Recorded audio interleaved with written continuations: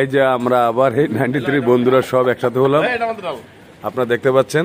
তো আজকের এই ছোট্ট একটি আয়োজন, এখানে জাস্ট মাছ ফ্রাই চলছে আর সজল গোছের দেওয়া পাউরুটি আর হলো রসমালাই, এই যে আপনারা দেখতে পাচ্ছেন।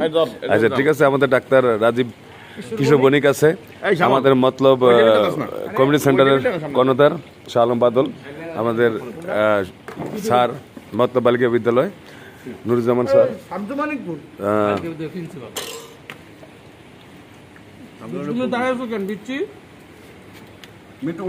সকল বন্ধুরা একসাথে।